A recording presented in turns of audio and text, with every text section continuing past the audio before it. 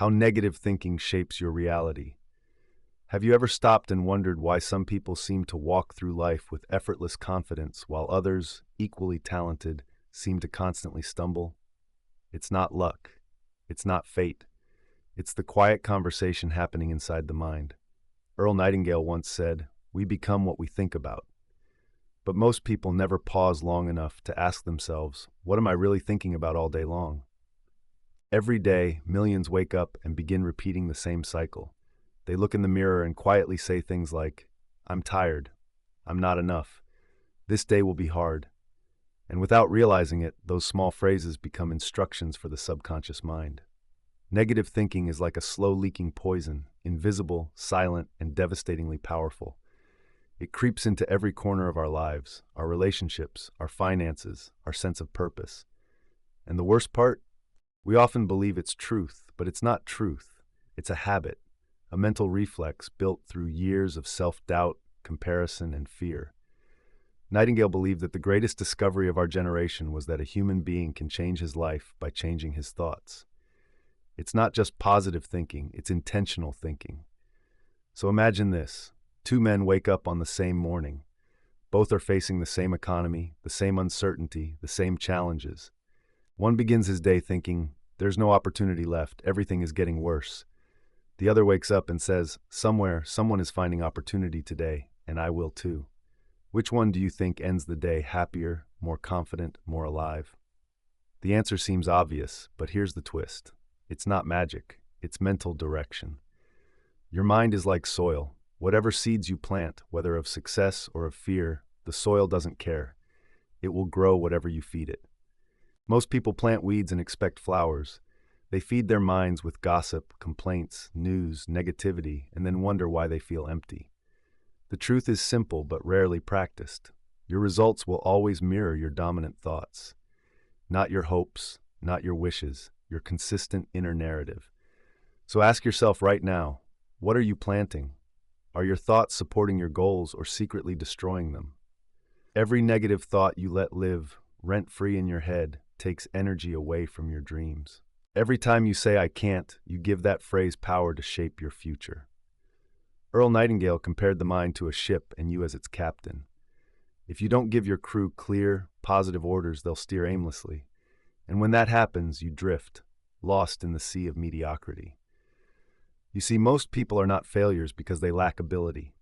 They fail because they have never learned to think accurately. They never understood that every great achievement starts as a dominant, consistent, and emotionally charged thought. When Nightingale recorded The Strangest Secret, he wasn't sharing theory.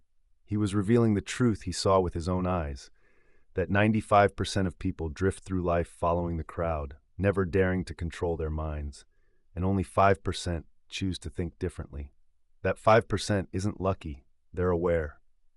They've learned that thoughts are the architects of destiny. So, if your current life feels stuck, don't curse the results. Trace them back to the roots. You'll always find that your external world is simply a mirror of your internal state. The law of cause and effect doesn't play favorites.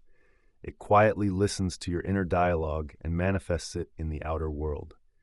And this is where your freedom begins, because the same power that created your limitations can destroy them. If negative thinking built your cage, then positive, intentional thinking can open the door. From this very moment, decide that your mind is sacred territory. You will no longer allow it to be the dumping ground for fear, anger, and self-pity. You are the gatekeeper of your thoughts, and what enters that gate shapes your future. Remember, as Nightingale said, your world is a living expression of how you are using and have used your mind. The first step toward success isn't doing, it's thinking differently. Because every action is born from a thought, and every destiny begins as an idea. So stop feeding your mind with what drains you. Instead, begin feeding it with what grows you. Your thoughts are not harmless. They are the architects of everything you experience. Let's take a deep breath. This is the moment you start to reclaim control. Your life can change the instant you change your mind. The science of reprogramming the mind. So if negative thinking has shaped our reality, how do we break free from it? How do we reprogram a mind that's been repeating the same self-limiting story for years, maybe decades? Earl Nightingale gave us the key. Whatever we plant in our subconscious mind and nourish with repetition and emotion will one day become reality. That single statement, simple as it sounds, is backed today by modern neuroscience. Our brain is a pattern recognition machine. It doesn't ask whether something is true or false. It only asks, is this thought repeated enough times to believe? Think of your mind like a garden. If every day you water the same negative thought, I'm not smart enough, I can't do this, it's too late for me, your brain eventually grows those beliefs like stubborn weeds. But here's the beauty. Your brain also grows new neural pathways when you introduce new beliefs, repeated with emotion and consistency. Neuroscientists call it neuroplasticity. Nightingale called it the power of thought. Different words, same truth. The mind becomes whatever you train it to be. Let's take an example. Imagine two people, both failing at something important, say starting a business. One says, this proves I'm not cut out for this. The other says, this proves I'm learning how to win. The failure is identical, but the meaning they attach to it rewires their future in completely different directions. That's how belief systems form, through repetition and emotional connection. You see, every time you think a thought with feeling, your brain releases chemicals that reinforce it. Think I can't, and your brain literally weakens the neural connections that drive confidence. Think I can, and it begins building new circuits of possibility. Nightingale wasn't just talking philosophy, he was describing mental physics. Your thoughts are energy, and like all energy, they attract their own kind. That's why negative thinkers always seem surrounded by problems, and positive thinkers, the ones who guard their thoughts, seem to find solutions in every difficulty. But let's get real. Changing your thinking isn't as simple as flipping a switch.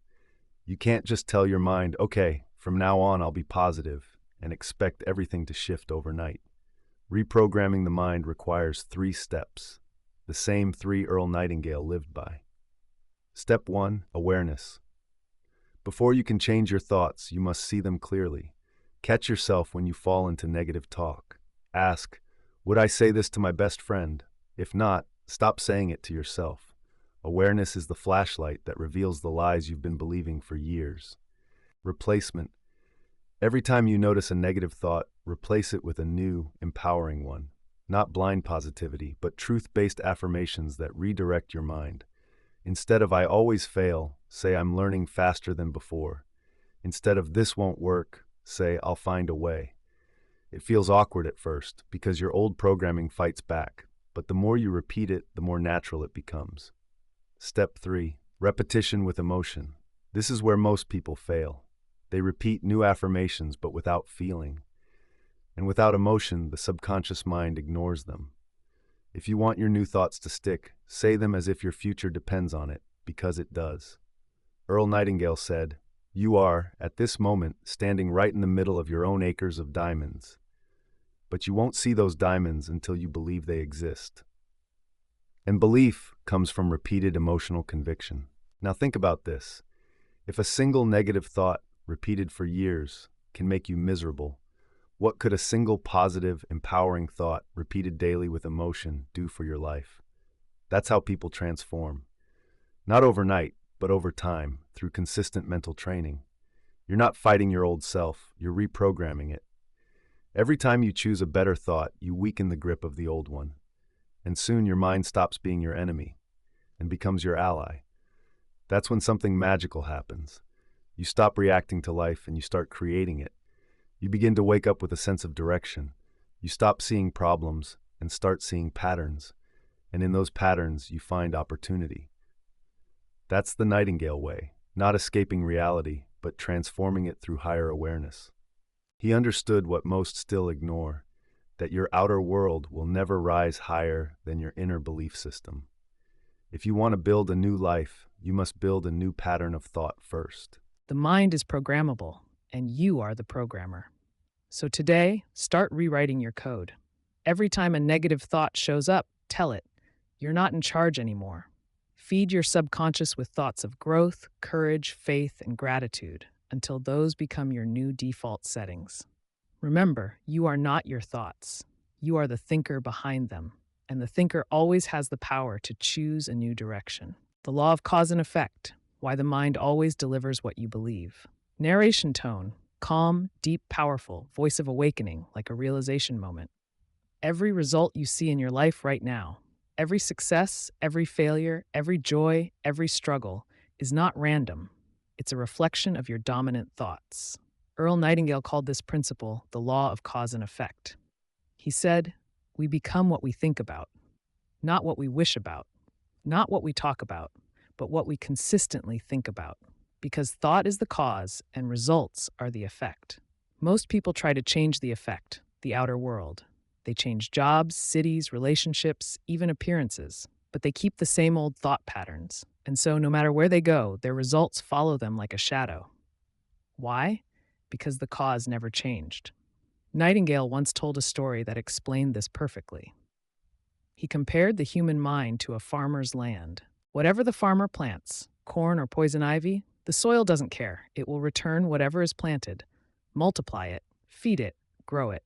Your mind works the same way. It doesn't care what thoughts you plant, positive or negative, it will grow them both with equal dedication. You are the farmer, your mind is the soil, and your thoughts are the seeds. Plant fear, and you'll harvest anxiety. Plant doubt, and you'll harvest hesitation. Plant faith, and you'll harvest courage. Plant gratitude, and you'll harvest joy.